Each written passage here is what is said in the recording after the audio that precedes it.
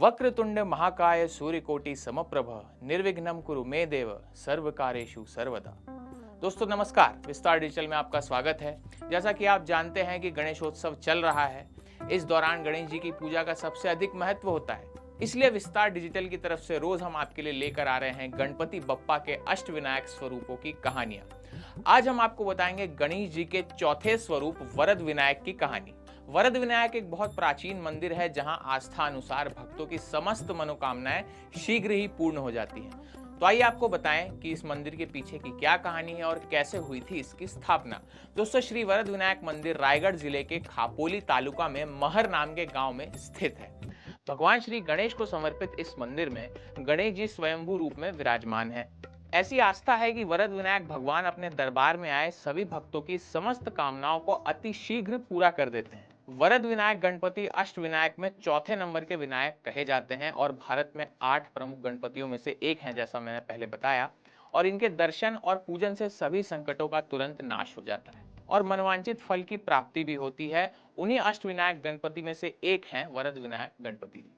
दोस्तों, वरद विनायक गणपति मंदिर से जुड़ी एक बहुत अच्छी कथा है, जिसके अनुसार 1690 ईस्वी में एक ढूंढू पंडकर नाम के व्यक्ति को तालाब में गणपति जी की एक मूर्ति मिली थी जो अति दिव्य थी और स्वयं प्रकट हुई थी।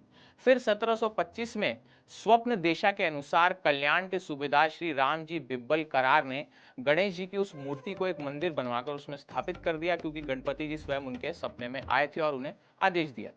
यही गणेश जी श्री वरद विनायक गणपति के रूप में सभी भक्तों पर अपनी कृपा बरसा रहे हैं।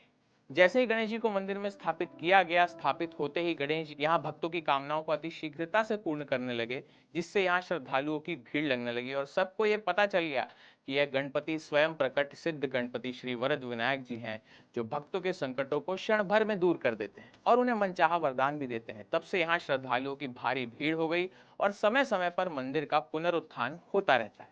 श्री वरद विनायक जी गणपति के मंदिर में हमें गणपति जी की मूर्ति के साथ ही रिद्धि और सिद्धि के भी दर्शन होते हैं, जो उनकी पत्नियां कही जाती हैं। यहाँ गर्भगृह में प्रवेश करके स्वयं वरद भगवान को माला पहना सकते हैं आप अगर जाते हैं, और अपने हाथों से भी पूजा कर सकते हैं। करुणा स्वरूप वरद भगवान भक्तों की पूजा को सुगमता से स्वीकार भी करते हैं। मंदिर परिसर में मूषक राज की मूर्ति और नवग्रह का मंदिर, साथ ही शिवलिंग भी विराजित है, जिनकी पूजा भक्तजन बड़े श्रद्धा पूर्वक करते हैं। मंदिर परिसर बहुत विशाल है तथा मंदिर का शिल्प कला भी बहुत सुंदर है। यहाँ भारी संख्या में भक्तजन एक साथ कीर्तन भजन आनंद से कर सकते हैं और मंदिर के चारों ओर 4 गज मूर्तियां स्थापित की गई हैं, जो मंदिर की शोभा और अधिक बढ़ा देती हैं। तथा उत्तर दिशा की ओर एक गौमुख है, जिसमें से हमेशा शीतल जल धारा बहती रहती है। साथ ही मंदिर परिसर के साथ ही वो तालाब है जहां से गणपति जी प्रकट हुए थे, श्री वरद विनायक जी की मूर्ति जहां से मिली थी।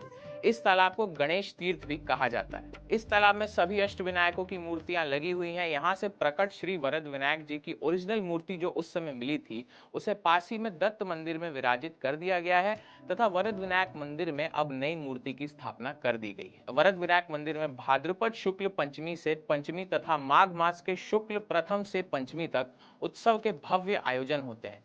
ये तिथियां यहाँ पे मुख्य हैं। इसमें गणेशोत्सव की यहाँ पे जबरदस्त धूम होती है। भक्तजन इन दिनों यहाँ दूर दूर से आके गणपति श्री वरद विनायक की पूजा करते हैं और अपने सभी कष्टों को हरने की कामना गणपति जी से करते हैं। तो दोस्तों, ये थी गणपति जी के चौथे स्वरूप श्री वरद विनायक जी की कहानी। उम्मीद है आपको पसंद आई होगी। कल हम आपको सुनाएंगे गणपति के 5वें अष्टविनायक रूप की कहानी। तब तक के लिए मुझे दीजिए इजाजत। नमस्कार।